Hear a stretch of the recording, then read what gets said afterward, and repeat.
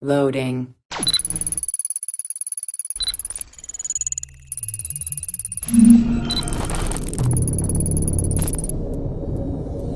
Welcome to Access the Animus. Hello everyone and welcome to a new video here on Access the Animus. Today we're going to have a look at 5 main plot points we expect, or hope, to be developed in the upcoming Wrath of the Druids DLC for Assassin's Creed Valhalla, based on some hints left in the main game and in the promotional material for the DLC itself. In fact, in the video we're going to discuss why we expect to see a branch of the Order of the Ancients in Ireland, despite the reformation of the Order itself being hinted at in the main game, and then we're going to discuss the first civilization ties to the Irish mythology that we might witness in the DLC, with a few references to the so-called Tuatha Dé Danann, the Irish Pantheon of gods, and we're going to explore, for lack of a better term, the Irish Isu that we already know of. The video will also show how the Children of Danu, the enemies that Eivor will face in Ireland, will very likely be an offshoot or branch of the Order of the Ancients, and finally we'll also try and guess why the characters in the modern day, namely Basim, will need to go to Ireland in the 9th century AD. If you enjoyed the video, please consider liking it, subscribing to our channel and turning the notifications on so you won't miss any of our future updates.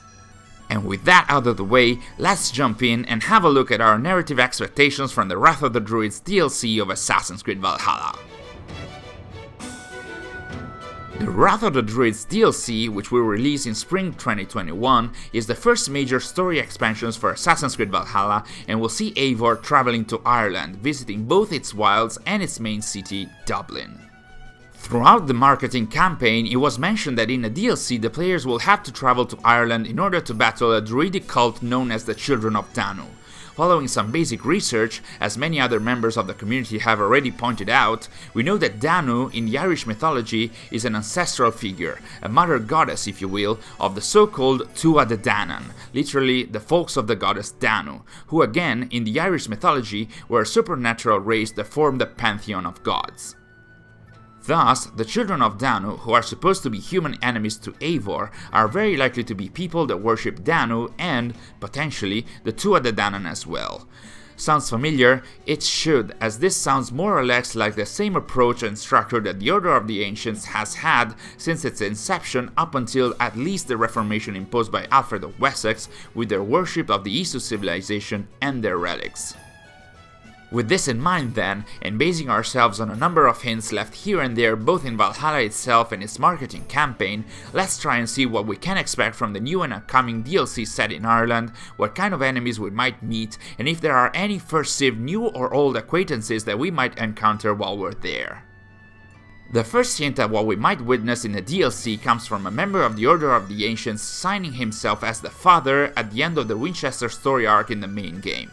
In fact, while searching for clues in the Temple of Mithras, players are able to find this letter. The document suggests that the Vikings and indirectly Eivor have proven to be a challenge for the Order in England more than the Hidden Ones were in the previous 4 centuries, and that, while fighting the new threat, the Order also puts its hopes in 2 other lands, namely Ireland and France. Of course, that's a direct reference to the settings of the upcoming DLCs for Valhalla, which also pretty much says that 2 sects of the Order, hence why we said offshoots earlier, are placed in said locations, even though at the time of writing of this document they are already embattled.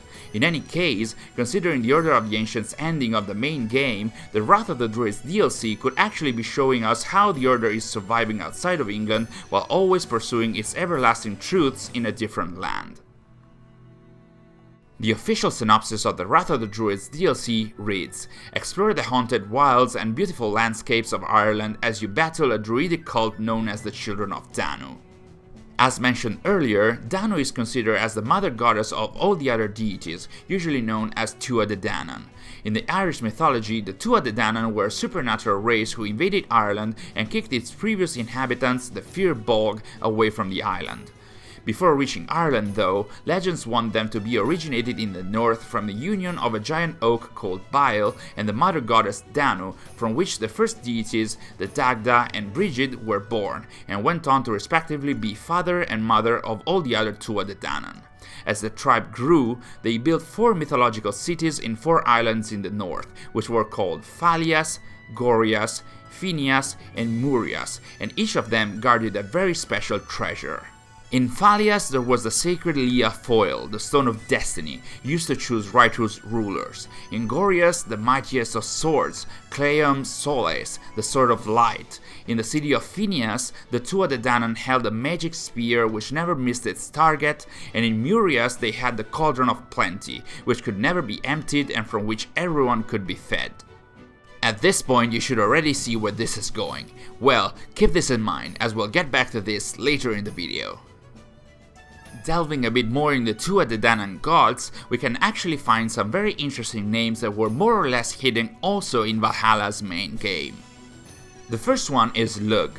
If you manage to reach the first civilization temple beneath Stonehenge in the main game, this name might sound familiar to you because it is actually associated and engraved on a stone located in the temple and covered in Isu language and signed by Lugh the Polymath. In the Irish mythology, Lugh is, in fact, depicted as an outsider of the Tuatha Dé Danann that got accepted in the group because of his many skills. He is the owner of the magical spear of Phineas, and in the war against the Fomorians, another supernatural race that opposed the Tuatha Dé Danann, he defeated their king and became king himself of the Irish gods. We will get back to this later, but just to tickle your curiosity, the Fomorians are described as a supernatural race of giants, often likened to the Jotnar of Norse mythology. Anyway, going back to the first civilization temple beneath Stonehenge, we can find another Isu text placed on another stone slab, this time signed by the Isu Morrigan, and guess what? In the Irish mythology, she is also a member of the Tuatha Dé Danann. More specifically, she is associated with war and fate, especially with foretelling doom, death, or victory in battle. We can actually find a little glimpse of the personality of her Isu counterpart in the Isu text in the temple. Fate is what the weak name their own cowardice, the strong craft their own future. No surprise she is associated with war and glory.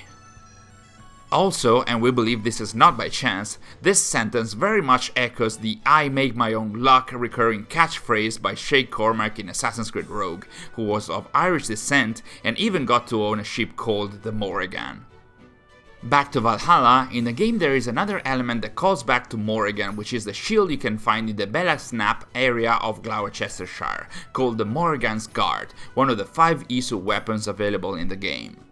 Speaking of Isu weapons, there is another one hinting at the Irish mythology, that is a recent found Nodens Arc bow.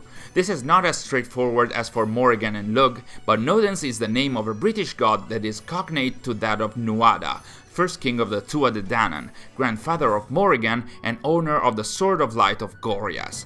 As an interesting fact, during the war against the Firbolg, Nuada lost his arm to the champion of the enemies, Srengr, very much like Tyr did in the Norse mythology, so... We have another detail which might come in handy in our story predictions for the Wrath of the Druids DLC, and it is not only related to Ireland, but to the Great Britain area as well. In fact, one of our theories is that the same group of Isu inhabited England, Wales, Ireland, and Scotland as well, and we believe that for a number of reasons. The first one is that in Valhalla, in order to obtain Excalibur, players have to collect 11 tablets pertaining to the so-called Mysteries of Britain. These tablets actually refer to the 13 treasures of the island of Britain, a series of items that belong to the late medieval Welsh tradition. Furthermore, within the same temple, we find Excalibur, the sword associated with the rightful sovereignty of Britain, who has the very same design as those used by the Asgardian Isu, and, still within the same halls, we can also find 2 stone slabs featuring texts signed by Isu characters that would correspond to characters from the Irish mythology. Lastly, in the temple beneath Stonehenge and in the various locations tied to the 11 tablets of the Mysteries of Britain, there are rocks with these signs written over them.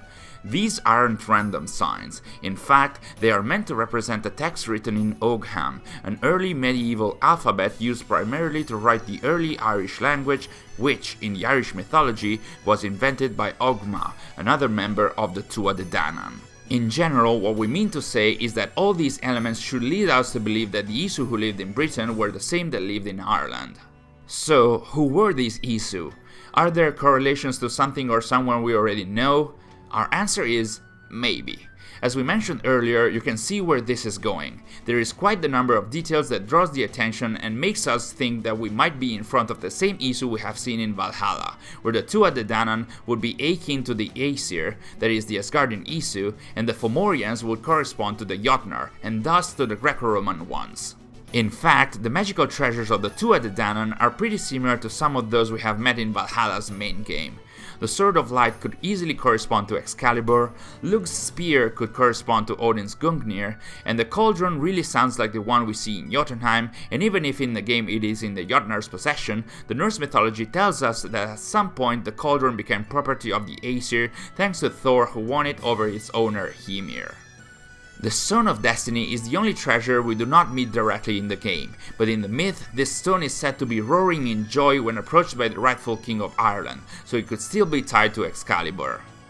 As we mentioned before, another element that might hint at the Tuatha Dé Danann corresponding to the Aesir is that the Fomorians, their sworn enemies, are described as giants, oftentimes very hostile and harmful, even as the personification of chaos, darkness and death. Because of that, if that comparison were to be correct, in the Wrath of the Druids DLC, we might get to know more about the same issue we saw in the main game, maybe even a continuation of sorts of their story. Why do we actually need to follow Eivor in her voyage to Ireland though? Many DLCs for past Assassin's Creed games haven't featured the proper modern day introduction or context, if they even featured one at all. But in this case, considering how there's a small chance we might get to witness more events surrounding Odin, Loki and their friends, there's an equal small chance we might get a modern day context for the Wrath of the Druids DLC. After all, in his very last sentence pronounced in the modern day in front of Eivor's tomb, Basim stated that he'd take Eivor's memories and secrets from her and use them to find his children and bring his family back together. So, in the Wrath of the Druids DLC, we might see Basim, or better Loki, going back in Eivor's memories, looking for information about the whereabouts of his children Fenrir, Hel, and Jormungandr, and possibly finding them within Eivor's hunt of the Children of Danu faction. After all, if they are indeed an offshoot or a branch of the Order of the Ancients, they might have stumbled upon information about the Isu that lived in Ireland, and if those did actually correspond to the Tuatha Dé Danann, and thus to the Aesir, that is to the Asgardian Isu, then that would be the best place for Basim to look for information about his children. And that was it for today's video. Those are the main story theories / expectations we currently have about the upcoming Wrath of the Druids DLC. What do you think of them? Do you agree or disagree with what we presented in the video? Do you have some additional theories or expectations of your own? Let us know in the comments below. Thank you for watching and we'll see you in our next video.